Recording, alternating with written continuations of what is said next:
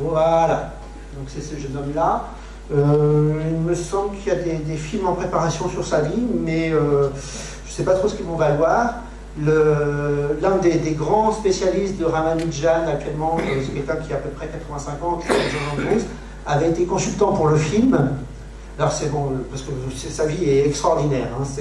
C'est quelqu'un qui, en fait, qui est un autodidacte en Inde, et il avait une espèce d'intuition absolument géniale, un super ordinateur dans sa tête pour calculer. Et il a trouvé comme ça plein de formules absolument magiques. Il en a parlé un petit peu autour de lui. Les gens là-bas ne comprenaient que dalle, bof. Hein. Donc il a envoyé des lettres à différents grands mathématiciens de l'époque. La plupart n'ont pas répondu. Et il a envoyé une lettre à un plus grand mathématicien de l'époque qui s'appelait George Hardy, qui était à Cambridge, en Angleterre. Et George Hardy, il voit certaines des formules. Alors peut-être que juste après, j'en ai peut-être une formule. Voilà, on voit des formules. On a des fractions de fractions de fractions de fractions dans lesquelles il y a des exponentielles, pi, il y a un racine de 5 qui est égal à d'autres choses. Enfin, des choses assez extraordinaire. Bon, il avait toute une lettre comme ça, avec tout un tas de formules, même avec des notations que par endroits Hardy ne comprenait pas. Donc il cherche, il devine un petit peu. Mais alors il y en a certaines, il dit bah oui, celle-ci je la connais, c'est un truc qui a été prouvé il y a 2 ans par un tel. Bon, d'accord, celle-ci bah, je la comprends, mais ça semble vrai. Ah, mais je ne sais pas la prouver. Alors, puis on travaille. Donc il s'aperçoit qu'en fait il y a des formules absolument démentes là-dedans. Celles qui ne sont pas prouvées, elles sont tellement démentes qu'il se dit. Même un fou n'aurait pas pu imaginer quelque chose comme ça. Quoi. Donc il comprend qu'il a affaire à un génie. Il fait venir Ramanujan à Cambridge. Alors Ramanujan, c'était quelqu'un qui était végétarien, et dû au climat, etc., et la nourriture, il tombe malade, je crois de tuberculose, etc., et il va en décéder quelques années après. Ils ont entre-temps fait quelques articles en commun, des articles qui, si on les lit, j'en ai lu un encore récemment, on pourrait croire qu'il a été publié le mois dernier avec l'aide de l'ordinateur. C'est tellement il y a des super calculs, des super idées, des méthodes très puissantes qui sont toujours utilisées en théorie des nombres, etc. Et donc le film qui était en préparation, ça manquait un peu de sexe dans le film, et donc les gens qui faisaient le film voulaient rajouter une petite amie à Ramanujan, une tentative de suicide aussi et tout ça. Pour ça c'était... On ne sait pas trop, on n'a pas la trace, mais... Et donc Andrews n'était pas d'accord avec ça, et donc il s'est retiré du projet du film, et je ne sais pas ce que le film devient ou pas, si on va voir. C'est vraiment quelqu'un qui, je pense, qui a une jolie vie, et dont plein de formules continuent à être revisitées de nos jours grâce à l'ordinateur, parce que ça a des applications. Alors, donc j'ai parlé de théorie des nombres. Alors, théorie des nombres, c'est ce qui est lié au nombre, et notamment au nombre premier. Alors les nombres premiers, c'est quoi? C'est un nombre entier qui est divisible que par 1 et lui-même. 2, 3, 5, 7, 9, 9, Pas vraiment. 9 par 3, 9 est pas premier. 11, 13, 15, 15, non, 3 fois 5, pas 15. 17, bon, les nombres pairs, c'est pas la peine de les faire parce que c'est 2 fois quelque chose. 17, 19, 19, ouais. 23. Ah, 21, non, 3 fois 7, 23. Alors tous les multiples de 5, c'est plus la peine de faire. 27, non, 3 fois 9.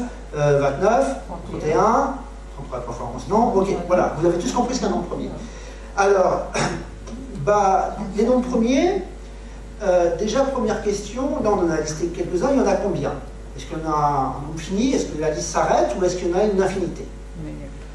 Alors, ce qui est très joli, et qui était connu déjà, et qui se trouve dans le livre d'Euclide, dont on a parlé tout à l'heure, c'est qu'il existe une infinité de nombres premiers. Et la preuve d'Euclide, c'est à peu près la suivante. Bon, si je prends 3 nombres premiers, par exemple, je prends les 3 premiers nombres premiers, 2, 3 et 5. Ce que je vais faire 2 fois 3 fois 5 plus 1. 2 fois 3, 6, fois 5, 1, 31. Ce nombre-là, de deux choses l'une. Soit il est premier, donc je dois le rajouter à ma liste, soit il n'est pas premier, et dans ce cas-là, il doit être divisible par des nombres plus petits. Est-ce qu'il est divisible par 2? Non. Non, il reste 1. 31 divisé par 2, il reste 1. J'ai 2 fois quelque chose plus 1. Est-ce qu'il est divisible par 3? Non, il reste 1. Est-ce qu'il est divisible par 5? Non, il reste 1. Donc il doit être divisible par soit des premiers, soit divisible par un nombre premier que 2, 3, 5, et donc forcément je dois rajouter un nombre premier à ma liste initiale. Et vous pouvez continuer ce raisonnement comme ça jusqu'à l'infini. Donc ça prouve qu'il y a une infinité de nombres premiers. Quelle que soit la liste finie de nombres premiers, vous faites leur produit, vous ajoutez 1, et bien ça va impliquer le fait qu'il faudra ajouter un autre nom premier à votre liste initiale. Okay, donc il existe une infinité de noms premiers. Alors ça, c'est un truc qui, en gros, le nom premier sert à que dalle. Hein. Les mathématiciens se sont amusés avec pendant des années. Je vois ce truc. Alors les mathématiciens se sont amusés avec pendant des années. Alors Hardy, le grand mathématicien dont je parlais tout à l'heure, disait les noms premiers c'est vraiment le summum des mathématiques parce que ça n'a aucune application, c'est vraiment pour l'honneur de l'esprit humain, etc. Des formules reprises par d'autres mathématiciens, on va aller tout ça par la suite. Et il y a plein de choses liées à ça. Alors peut-être que vous avez entendu parler de la conjecture de Fermat, par exemple, qui tombe très bien parce que c'est presque une généralisation de la formule de Pythagore. La formule de Pythagore, c'est de trouver des entiers tels que a au carré plus b au carré égale c au carré. Trouver des entiers qui vérifient ça. On a vu que déjà, les babyloniens savaient en trouver une infinité. Ok.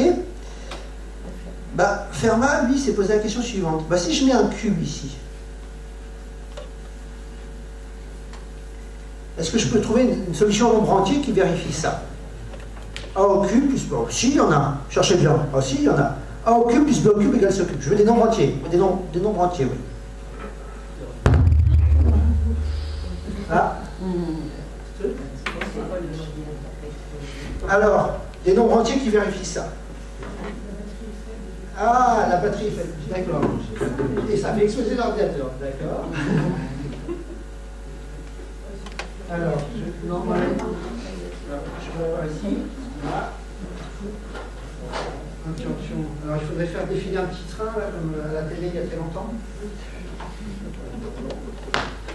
Là.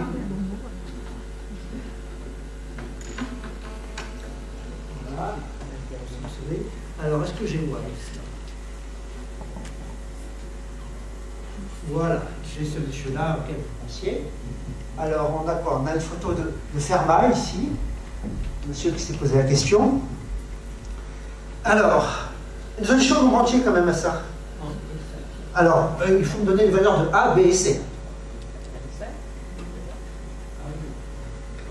Alors, vous me dites 1 au cube, plus 1 au cube, ça ferait 2, c'est pas quelque chose que ça marche pas. Plus simple que 1 et 1. 0, 0, voilà, voici une solution de nombre entier. 0 au cube, ça fait 0 plus 0 au cube, égale 0 au cube. Ça c'est vrai, ça marche. Bon, on peut en trouver d'autres. Aussi débiles que celle-ci ou presque. Vous mettez un 1 ici et un 1 ici. 1 au cube, ça fait 1, plus 0 au cube. Ça fait 1. Okay. Donc, je peux mettre 0, 0, 0, 0, 1, 1, voilà. Mais rien d'autre, en fait. C'est ce que pensait Fermat, c'est que, à part ces solutions débiles où je remplace une des valeurs par 0, comme ça, il n'y a pas de solution. C'est ce que pensait Fermat, et d'ailleurs, dans sa lancée, il a regardé A au cube, plus A puissance 4, c'est-à-dire A fois A fois A fois A fois, plus B puissance 4, égale C puissance 4. Et puis pareil, à part, si je mets un 0 là et là, pas de solution non triviale. C'est pas arrêté en si bon chemin, il a fait puissance 5. Ouais. Et donc, vous voyez l'idée de Fermat, c'est de dire que A puissance n plus B puissance n égale C puissance n, où n c'est un nombre qui est plus grand que 2, donc c'est 3, 4, 1. Eh bien, ça n'a pas de solution autre que si je mets un 0. Pas de solution nombre entier. Alors, Fermat, c'était pas un rigolo quand même, il savait faire des mathématiques. Et en fait, bon, la blague, c'est que ce truc-là, il écrit en marge donc c'est en regardant un livre de Diophante qui pense à ça. Et donc, il écrit en marge ah, j'ai trouvé une superbe démonstration que cette équation-là n'a pas de solution en nombre entier, mais la marge de ce livre est trop petite pour en contenir la preuve. Alors après, son fils récupère ça, popularise le truc, et puis tout le monde se pose la question, mais quelle pouvait être la preuve de Fermat? Parce que les gens essayent de trouver une preuve, ils n'y arrivent pas. Quoi. Alors bien sûr, on pourrait se dire, Fermat c'est un gros vantard, etc. Non, c'est pas un gros vantard, parce qu'en fait, il a trouvé une preuve, on sait, on en est sûr, parce qu'on a des lettres de lui à l'abbé Mersenne, pour le cas avec un cube et une puissance 4. avec une très jolie idée qui est très proche de celle de la preuve de tout à l'heure. C'est ce qu'on appelle la descente infinie de Fermat. Il suppose, c'est une preuve par absurde, il suppose que, supposons qu'il y a une solution, eh bien, je vais considérer la plus petite de triplé de nombre entier qui vérifie ça, et à partir de cette solution, je réussis à en construire une plus petite. Contradiction, puisque j'avais supposé que je partais de la plus petite. Okay. Bon. De toute façon, c'est juste, il y a une idée qui fonctionne, bien pour ça, on en a la trace, et donc, peut-être que son claim, son affirmation hâtive, voilà, la marge va être tout petite pour moi. Peut-être que c'est vrai, hein, en tout cas. Bon, alors quand même, cette histoire-là, pendant des siècles, ça c'est le crâne des mathématiciens pendant des siècles, c'est de trouver la preuve perdue de Fermat, enfin, la retrouver, quoi. Les plus grands mathématiciens, Gauss essaie de s'y attaquer, ça fait des avancées énormes, ça fait faire des avancées énormes en mathématiques. Les gens ne trouvent pas de preuves, mais ils trouvent des cas pour lesquels ça marche, et puis dans ces cas, ça leur fait créer des nouvelles mathématiques, théorie des anneaux, etc., qui a plein d'applications, les courbes elliptiques, il y a vraiment tout un tas de choses qui sont, pour résoudre ce problème-là, qui ne servent à rien, on crée de nouvelles mathématiques qui, elles, servent, et qui servent à d'autres choses. Bon, et bah, qu'est-ce qu'il advient de ce truc-là? Alors, il y a des liens avec le nom premier, parce qu'en fait, il suffit de se limiter avec un premier, etc. Eh bien, je crois que c'est en 93, il y a un mathématicien anglais qui avait rien foutu depuis 10 ans dans son labo, pour ceux qui ne servaient à rien, quoi, Wiles, qui fait un séminaire à l'Isaac Newton Institute à Cambridge, et puis il démontre quelque chose qui est lié au problématique justement, et puis voilà, il finit en souriant. Et pourquoi il finit en souriant? Parce que c'était bien connu déjà à l'époque que si on prouvait ce truc-là qu'il venait de prouver, ça prouvait la conjecture de Fermat qui était le crâne des mathématiciens depuis plusieurs siècles. Donc voilà, donc super truc. Et c'était vraiment avec des mathématiques non avancées, hein, compréhensibles d'une petite dizaine de personnes dans le monde, plus avec du travail. Voilà, donc voilà, il devient célèbre. C'est la première fois, déjà à l'époque, je me souviens qu'on parle de mathématiques à la télé, dans le journal, au Monde, il y avait un article. Alors dans le Monde, ils avaient fait très fort. Alors, je ne sais plus si c'était dans le Monde ou dans le journal, mais il y avait eu un truc qui était passé en disant que après des siècles de travail acharné, les mathématiciens viennent enfin de montrer la célèbre conjecture de Fermat qui dit que l'équation A fois n plus B fois n égale C fois n n'a pas de solution en nombre entier dès que n est plus grand ou égal à 2. Qu'est-ce que vous pensez de ça? Vous vous souvenez, ce que je vous ai écrit tout à l'heure, c'était A puissance n plus B puissance n égale C puissance n. Donc on voit qu'il y a un problème avec la typographie et que les gens qui sont habitués à corriger le français ne sont pas forcément habitués à corriger les maths. Bien ça, bien sûr que ça a des solutions. Hein. Je veux dire, vous mettez n'importe quel nombre, vous simplifiez par n, et puis 2 plus 3 égale 5, bah oui, j'en trouve autant que vous voulez. Quoi. Donc ça a plein de solutions, c'est de l'infinité. Il n'y a pas besoin de siècle pour comprendre que ça, non seulement ça n'a pas de solution, mais au contraire, ça en a plein, ça en a une infinité. Et je pense que même les gens qui taillaient des os sur les trucs, des barres sur les os du Shango le savaient déjà. Quoi. Mais pas les gens qui ont publié le journal et qui ni les relecteurs. Bon, voilà, donc il y a peut-être un manque de culture générale en mathématiques. En revanche, ça, oui, c'est dur. C'est dur, et Wiles donc, vient de le faire, donc il est fameux en demandant des autographes dans le train, voilà, tout ça. Et voilà, donc il soumet la preuve à un journal, et on découvre qu'il y a un trou dans la preuve. Un trou non trivial, et très dur, impossible, on ne voit pas comment le boucher, ça semble être complètement un truc à plat, comme ça. Donc bah, que fait Wiles alors? Bah, il se suicide. Alors, non, il ne s'est pas suicidé, il s'est remis au travail. Il s'est remis au travail, et alors que tout le monde pensait que c'était mort, que c'était pas jouable, 2 ans après, avec l'aide d'un de ses collègues, Taylor, il a réussi à trouver une preuve qui, elle, n'avait pas de trou. Il a réussi à trouver le trou. Donc voilà, donc, il a bien réussi à prouver cette célèbre conjecture de Fermat, et avec des mathématiques non triviales, et bien sûr, il y a tout un tas de prix connus pour ça. Alors en mathématiques, l'équivalent un petit peu, si on veut, du prix Nobel en mathématiques, c'est ce qu'on appelle la médaille Fields, qui est remis tous les 4 ans, souvent à 4 mathématiciens, ça c'est pas obligé. Mais il y a une règle pour cette médaille, c'est qu'elle est remise uniquement à des mathématiciens de moins de 40 ans. Et Wiles avait 40 ans révolus au moment où il a eu la preuve. Donc il n'a pas pu avoir la médaille Fields, qui est le Graal, tout mathématicien. Bon, il y a eu un prix spécial quand même, qui a été créé pour lui à cette occasion, et puis bien sûr il rentre pour l'éternité dans l'histoire des mathématiques. Alors, tout ça, donc c'est lié un petit peu au nombre premier. Et les nombres premiers dont je disais que Hardy était très content, que bah oui, ça au moins c'est des vraies mathématiques parce que ça n'a aucune application et tout ça, eh bien il se trouve que très rapidement ça a intéressé les gens, ça a intéressé les militaires. Parce que les nombres premiers sont devenus la clé pour faire des codes secrets. Alors, sur quoi ça repose? Donc Hardy, là, il a dû se retourner dans sa tombe quand il a réalisé cela. C'est lié à la chose suivante. Si je vous demande de faire, allez, on va dire 11 fois 12. Vous passez tous à peu près 10 secondes à réfléchir, vous allez trouver la réponse. 132. 11 fois 12.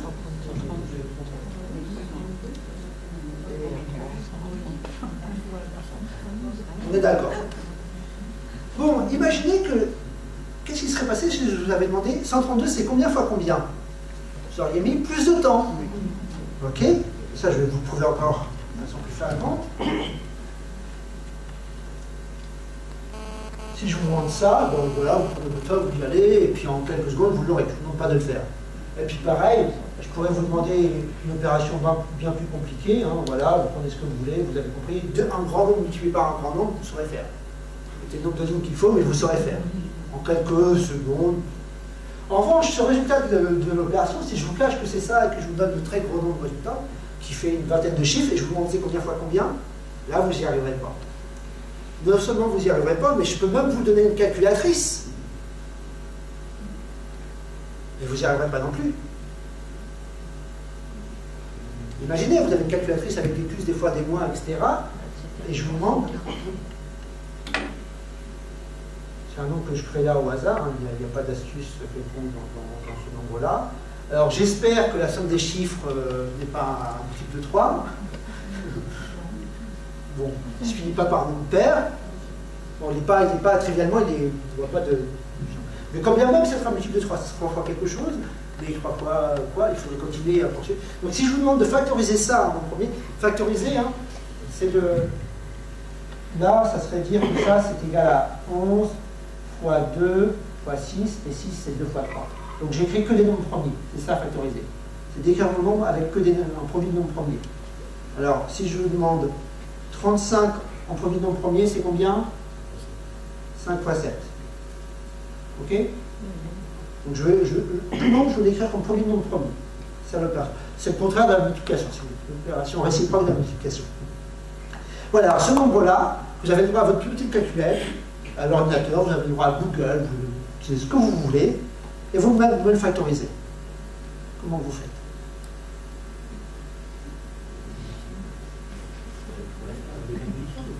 Comment? Il faut le faire, mais comment? Il faut prendre tous les nombres premiers les uns après les autres. Ah, voilà, ok. Par 5. D'accord, très bien. Vous testez. Ok, très bien. Là, voilà, là, il y a une méthode. Là, il y a un algorithme qui consiste à tester divisibilité par 3, 5, 7, 9, 11, 13. Et on pourrait se limiter au nombre premier. 11, ça peut se faire encore, mais après. Voilà, très. Ah, mais on peut dire. Alors, des fois, il y a des règles un petit peu rapides pour le faire, mais sinon, on pose la division, vraiment. Voilà, hein, on pourrait. Mais voilà, tester tous les nombres un par un. Si on est malin, on peut se limiter à tester la divisibilité par les nombres premiers. Okay. Alors, la divisibilité par les nombres premiers, ça déjà, se limiter à ça, c'est une idée que les Grecs avaient, hein, ce qu'on appelle le crypte d'Ératosthène. Bon, mais même ça, ça prend énormément de temps. Ça prendrait beaucoup trop de temps. Vous n'auriez pas assez de votre vie pour le faire. Sur celui-ci, allez, peut-être qu'en 20 ans de travail, peut-être. Bon. Mais si son premier diviseur est par exemple 31, ben, si son premier diviseur est 31, en gros, ce que vous avez gagné, vous aurez gagné qu'il vous reste un nombre d'à peu près cette taille-là. Voilà. Et il vous reste encore beaucoup de travail à faire pour que vous fassiez tout le reste. Il faut monter. Ouais, voilà. Hein, donc c'est... Coup de bol, même si vous obtenez un petit diviseur, il reste le reste. Donc voilà, c'est pas facile. On est sur Google. Alors, et même sur Google, comment vous faites Il me semble qu'il y a ça. Alors, sur la décomposition. Alors, ce qui existe, en fait, et qui a été trouvé par la suite, il existe des algorithmes plus intelligents que celui que l'on vient de citer, qui consiste à tester la divisibilité par tous les nombres premiers un par un, qui permettent de factoriser. Il en existe, mais ils prennent du temps. Ils prennent tellement de temps, hein, c'est-à-dire qu'en fait, en même pas une milliseconde, l'ordinateur essaie de faire la multiplication de ça, faire un très gros truc, et ça va lui prendre peut-être une journée pour factoriser un nombre de 60 chiffres. et encore des fois beaucoup plus. Donc si vous prenez un nombre avec 120 chiffres, là ça va prendre peut-être une année. Si vous prenez un nombre avec 300 chiffres, eh bien là, peut-être le soleil sera éteint avant qu'on ait la réponse. Avec les meilleurs algorithmes que l'on connaisse à l'heure actuelle. Peut-être qu'un jour, quelqu'un inventera un super algorithme qui va plus vite. Les algorithmes reposent sur des probabilitiques, les mêmes probabilitiques qui sont liées à théorème de Fermat, etc. Alors, il y a d'autres aussi. Quel est l'intérêt de ça? On a une opération que l'on sait faire vite dans un sens, la multiplication, et qu'on ne sait pas défaire rapidement, factoriser. Eh bien, les gens ont bien sûr pensé à des codes secrets. Là, vous avez un petit code secret. Si je vous donne l'un des facteurs, bah là, vous saurez retrouver l'autre. Mais si je vous donne ça et que vous devez retrouver les deux facteurs, vous ne saurez pas. Donc, en utilisant comme ça les nombres premiers, eh bien, c'est un petit peu sur ces idées-là que fonctionnent les cartes bancaires.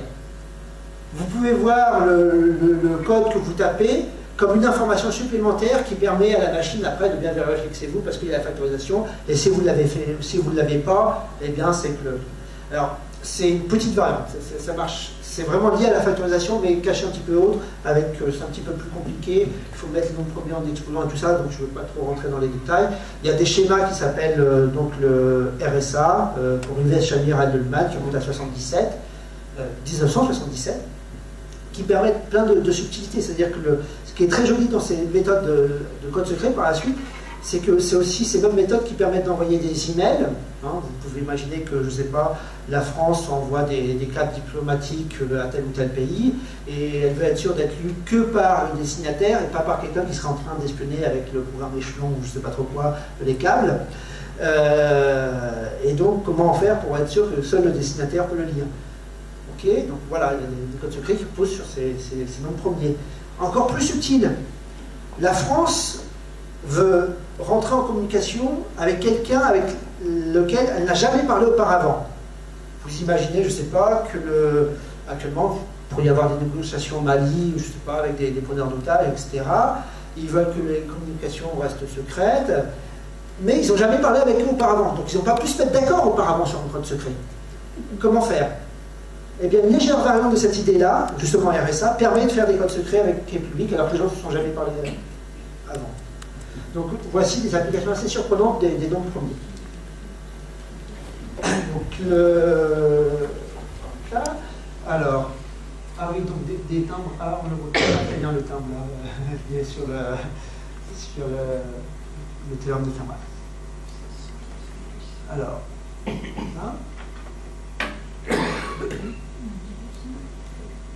là.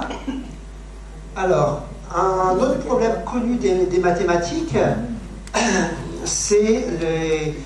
Alors, bon là, j'illustre ça par l'histoire d'Évariste Galois. Alors, un autre génie des mathématiques, qui est mort très jeune. Voilà. Ouais. Et donc, cet Évariste Galois a révolutionné les mathématiques. Alors, on a vu que les Babyloniens, etc., et les Arabes savaient résoudre des équations de degré 1 et 2. Okay. Et à la Renaissance, les gens se sont posé la question. Alors, le degré, c'est... Ici, je mets un nombre au carré, ça, c'est une équation de degré 2. Là, je prends mon nombre, je mets au carré, je mets la puissance 3, ça, c'est une équation de degré 3. Le nombre, constante fois le nombre au carré, le nombre au cube, ça, c'est une équation de degré 4. Okay. C'est ça, le degré d'une équation. Une équation, c'est quoi? C'est ici, par exemple, je vais prendre un exemple simple.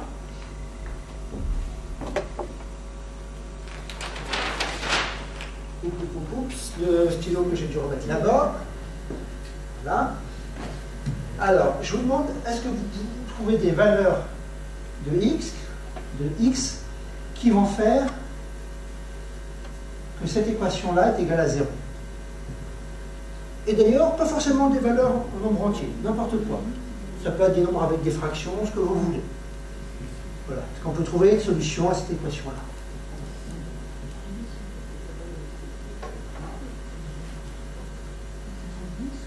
Pas facile.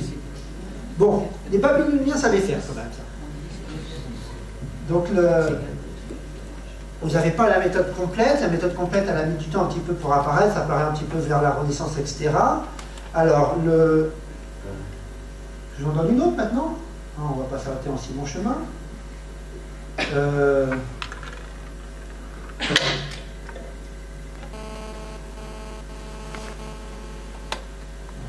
Ça. Cette équation-là, est-ce que vous pouvez trouver une solution à cette équation-là? Alors, je ne mets pas le... Ça, c'est une habitude de mathématicien qu'on a. Je n'en mets plus les fois, en fait. Ça veut dire 3 fois x puissance au cube, plus 5 fois x carré, moins 7x, moins 1 égale 0. Est-ce qu'il y a une valeur de x qui vérifierait cette équation-là? On en trouve une? 1. Quelqu'un en a trouvé une? 0. Alors, 0, 0, 0, moins 1 égale 0? Non, ça ne marche pas. 1, ça marche. Ça donne 3 fois 1, plus 5, 8, moins 7, moins 1, 0. Ok, donc x égale 1 est une solution. Ok. En fait, il y en a deux autres. Ok, on peut diviser par x moins 1, trouver, etc. Et se ramener à une équation de second degré, c'est pas si facile que ça, en fait. C'est pas facile du tout. Mais en un sens, c'est à peu près faisable. Alors, il existait à l'époque de la Renaissance en Italie des concours entre les savants des différentes villes. Et les concours, c'était des défis qui se lançaient les uns aux autres. Et les défis, c'était exactement ce que je viens de vous faire. Le mec, il donnait une équation, il disait, bah, vas-y, est-ce que toi, tu peux trouver une solution à cette équation? Alors, le tricheur, il dit 3 fois, et puis moi, je dis... Et l'autre, il dit, bah oui, moi, je sais, c'est x égale 1. Et vous voyez que vérifier, c'est très facile. Il suffit de remplacer les valeurs, faire le calcul. Vérifier, c'est facile. À trouver, c'est beaucoup plus dur, là. Et donc, à l'époque de la Renaissance, ces petits défis mathématiques, eh bien, en fait, il y en a un qui a fini par trouver une méthode qui marche à tous les coups. Mais il s'est caché de le dire, hein, parce que comme ça lui permettait de faire un tas de défis et de répondre à ceux des autres. Parce que fabriquer un truc, c'est pas très compliqué. Comment j'ai fait, moi? Bah, dans ma tête, j'ai tout de suite remplacé x par 1, je me suis arrangé pour que ça fasse 0 au final. Donc, en fabriquer une, donc moi je connais sa solution, c'est facile. Mais ce qui serait plus chouette, c'est que vous en donniez une comme ça, à la volée, et que moi, je trouve la solution. Là, on ne pourrait pas m'accuser d'avoir fabriqué l'équation pour que ça m'arrange. Bah, c'est ce qui s'est passé à la Renaissance. Quelqu'un a trouvé une méthode pour résoudre ça, il ne l'a pas dit, et puis à chaque fois qu'on lui posait un défi, il faisait semblant de chercher, oh, tu peux, puis il donnait la réponse. Ah oui, oh, il est fort, c'est... Alors oui, il était fort, parce qu'il avait trouvé une méthode. Alors, c'est la formule à peu près de Tartaglia, on appelle ça, mais qui en fait est plus connue de nos jours sur la formule de Cardan. Pourquoi? Le même Cardan que pour les voitures, hein, en fait, Tartaglia a trouvé une méthode et il a expliqué à Cardan, mais il a dit surtout, tu le gardes pour toi. Et l'autre, il s'est empressé de l'écrire dans un livre. Donc, il a écrit un livre qui s'appelle modestement Ma vie. Bon, il a écrit beaucoup d'autres choses.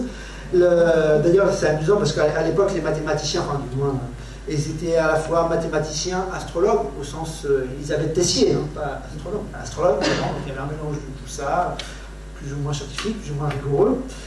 Et avec des écrits qui montrent qu'il était un petit peu dérangé peut-être psychologiquement, enfin c'était un sacré personnage, un autre sur lequel on pourrait faire un film. Donc là, il a touché un petit peu à tout, et notamment aux mathématiques, et notamment il a étendu en fait un tout petit peu la méthode de Tartaglia pour résoudre toutes ces équations du 3e degré. Alors, bon c'est amusant comme ça, ça a des applications, mais c'est passé quelque chose d'absolument super à ce moment-là, c'est qu'ils se sont aperçus que pour résoudre certaines équations comme ça, de degré 3, donc là on a trouvé une solution qui est x égale 1, et bon, je ne sais pas si c'est vrai, mais imaginons que les autres solutions, ça soit x égale moins 27 tiers, et x égale racine de 2, racine carrée de 2 plus racine carrée de 3. Pourquoi pas? Imaginons que ce soit ça les deux autres solutions. Bon, il a trouvé une méthode pour les calculer, c'est tout. Au passage, c'est pas possible que ça soit ça, pour d'autres raisons. Il a trouvé une méthode pour les calculer, et cette méthode-là, en fait, pour qu'elle marche, il doit faire des calculs, et à un moment donné, il est obligé de calculer un truc qui est très bizarre, il est obligé de calculer la racine carrée de moins 1. Alors, je ne sais pas si vous comprenez à quel point c'est bizarre, ça. Oui. Parce que la racine carrée d'un nombre, c'est quelque chose tel que le nombre fois le nombre, c'est égal à ce nombre-là. Racine carrée de 2, c'est racine carrée de 2 fois racine carrée de 2 égale 2.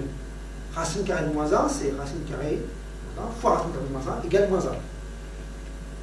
Okay.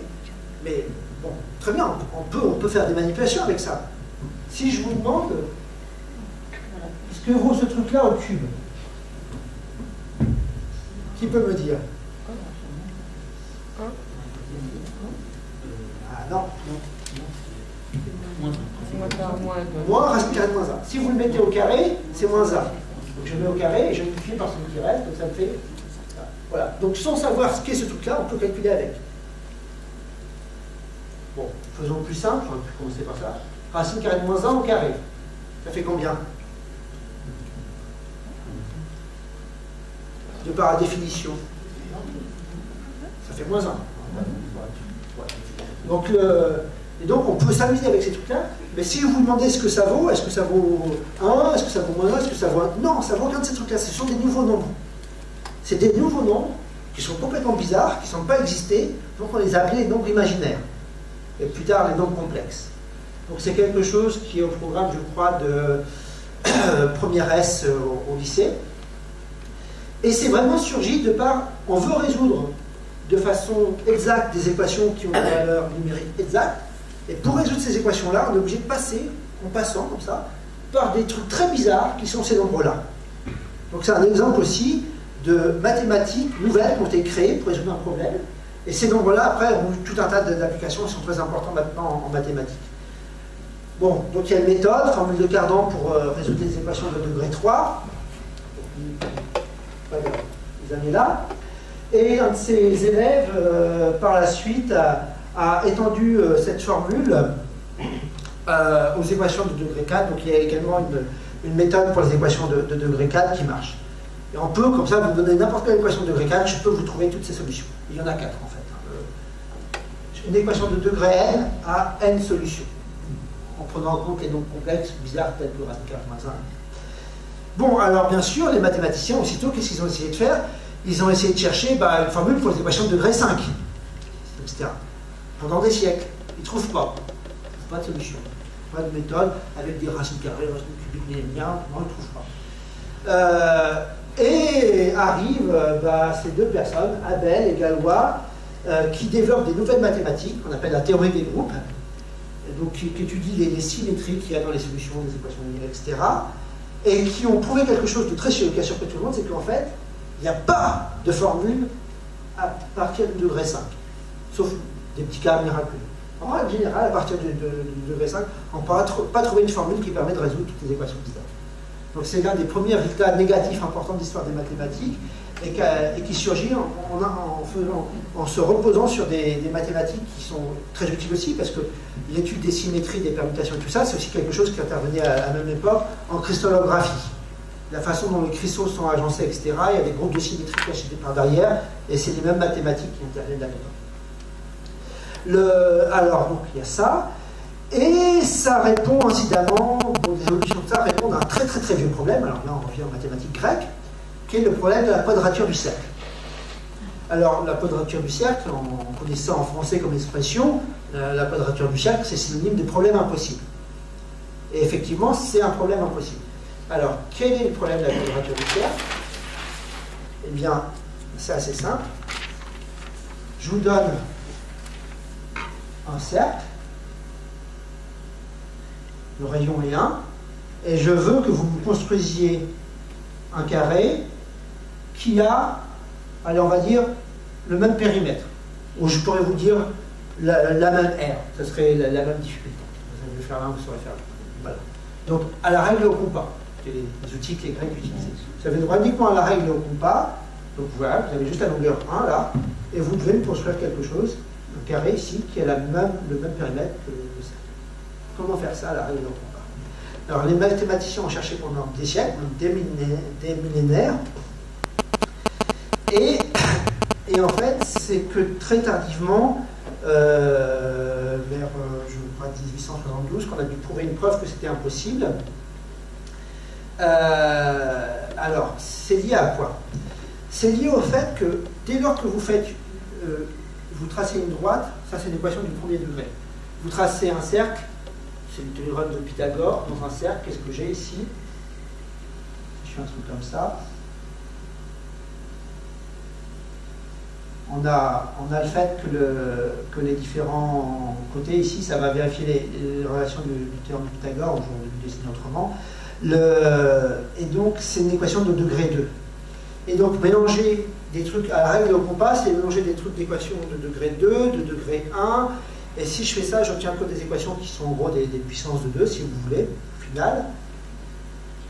Et tous les nombres que je vais réussir à construire à la règle au compas sont des solutions d'équations de degré une puissance de 2, forcément. Or, à la fin de ce siècle, il a été prouvé que pi n'était une solution d'aucun polynôme, d'aucune équation.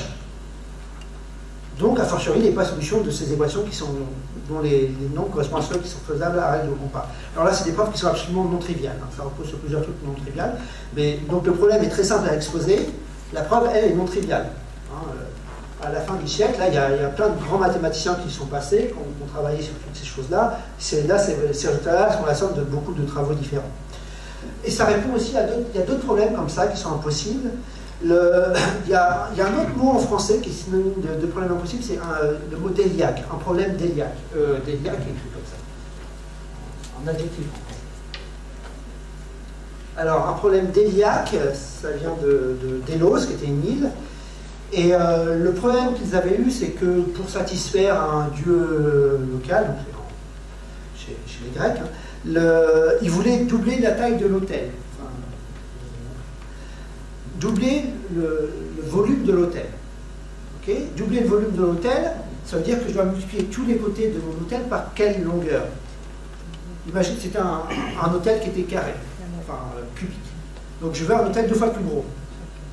Par quelle valeur je dois multiplier tous les côtés de mon cube pour avoir un cube 2 fois plus gros? Ah. Bon, bah, je recycle ce dessin-là. Voici un superbe cube. Alors, vous êtes d'accord que si vous multipliez tous les côtés par 2, le volume, ça va être quoi? Ça va être 8 fois plus grand. Donc, il ne faut pas multiplier par 2. C'est beaucoup trop grand. Il faut multiplier, en fait, par racine cubique de 2, partout. Racine cubique de 2. Parce que racine cubique de 2 fois racine cubique de 2 fois racine cubique de 2, ça donne 2. Ça va donner un truc de fois plus grand. Donc là, si vous avez dit, je ne sais pas, 1 mètre, 1 mètre, 1 mètre, il faut multiplier chaque côté par 1 mètre fois racine cubique de 2. Ça va vous donner un truc de fois plus grand. Donc, la question, pour construire un autel 2 fois plus grand à la règle au compas, il faut arriver à construire racine cubique de 2 à la règle au compas. Et je vous ai dit tout à l'heure que à la règle au compas, on ne peut construire que des trucs qui sont des solutions d'équations des puissances de 2. Et 3 n'est pas une puissance de 2. Okay, donc, ce problème est également quelque chose d'impossible à résoudre. Un problème déliaque est un problème impossible à résoudre. Voilà. Des petites applications comme ça d'équations. Alors, il reste combien de temps? Il est 20h30. La tradition, c'est peut-être d'avoir des questions, des trucs comme ça, sur quelle durée à peu près? Bon, c'était pas le sujet, ouais. Ouais, on rentre à la maison, il fait faim. Vous avez pris des notes? Ouais. Bon, alors, d'autres petits trucs comme ça. Alors oui, d'autres progrès en mathématiques, à chaque fois, il y avait comme ça des évolutions dans les pensées, dans la compréhension de l'espace-temps. Donc chez Aristote, chez Galilée, Newton, Minkowski, Einstein, à chaque fois il y a des révolutions conceptuelles un petit peu. Alors là c'est un petit passage de l'encyclopédie qui est assez amusant. Donc l'encyclopédie, écrite par Diderot, d'Alembert, etc. Et il y a un article, c'est l'article, je crois que c'est l'article Dimension de l'encyclopédie, qui dit que on pourrait concevoir le temps comme une quatrième. Non, c'est pas ça. C'est un ami de ma connaissance m'a fait comprendre que l'on pourrait concevoir le temps comme une quatrième dimension. Donc l'idée est tellement révolutionnaire à l'époque, je ne préfère pas dire que c'est lui, il ne peut pas avoir de problème, un ami de ma connaissance. Donc voilà, pour dire que jusque la notion d'espace-temps, c'est pas quelque chose qui a Einstein, c'est bien avant déjà des philosophes, des savants, enfin des mathématiciens qui y avaient pensé. Voilà. D'un point de vue des mathématiques, les différentes avancées aussi se sont faites sur quelles sont les relations qu'ont les nombres. Alors à chaque fois on gagne quelque chose, on perd quelque chose. Alors on a vu les nombres entiers, 1, 2, 3, 4, 5, 6, 7, 8, 9, qu'on peut écrire avec des bûchettes, hein, des petites barrettes, des petites allumettes, comme les petites barres sur les zones Shengo à la préhistoire. Ok. Et cet ensemble-là, qu'est-ce qu'il a comme propriété très importante? C'est que chaque nombre a un successeur. Quel est le suivant de 10? C'est 11. Il faut dire ça. Ok. Alors sur Z, alors Z c'est l'initiale de Zahl en allemand, qui veut dire nombre. On gagne quoi? On gagne que chaque nombre a un opposé. Donc on peut résoudre toutes les opérations AX plus B égale, je peux faire moins B, voilà, on peut résoudre ces choses-là. Alors on perd quoi comme truc? On perd que dans N, n'importe quel ensemble, il y a un plus petit élément. Même un ensemble infini, je prends les nombres premiers, il y en a une infinité, le plus petit nombre premier c'est 2. Tout ensemble entier naturel a un plus petit élément. Dans les entiers relatifs, là, non, si je prends tout ce cas, ça peut partir vers moins l'infini, on perd cette notion-là. Alors, les fractions, P sur Q. Alors, on gagne le fait de résoudre en fait, un certain nombre d'équations, on perd la notion de successeur. Si je vous demande quelle est la fraction qui suit 2 tiers, quel est le nombre réel de la fraction qui suit 2 tiers? Il n'y en a pas. Parce que quelle que soit la fraction que vous allez me donner, je fais la somme de ma valeur plus de votre valeur et je la divise par 2, elle va être entre les deux. C'est toujours une fraction. La somme de 2 fractions que je divise par 2, ça reste une fraction. Donc entre 2 fractions, il y a toujours une autre fraction. Donc il n'y a pas de successeur à une fraction. On perd la notion de successeur. Maintenant, les nombres réels. Alors, Q a ses proportions. Les nombres réels. Alors, dans les nombres réels, qu'est-ce que l'on gagne? Qu'est-ce que l'on perd? Alors, là. Ok. Alors, dans ce truc-là, on gagne quelque chose d'important, c'est que tout de suite converge. Au sens des suites qu'on avait vues, le paradoxe de Zénon-Délai, etc. Et on perd le fait que les choses sont comptables, on peut les compter, la première, la deuxième, la troisième, ni en objection avec elle, peut-être que je reviendrai là-dessus après. Les nombres complexes maintenant. Alors ça nous permet de dire que toute équation de degré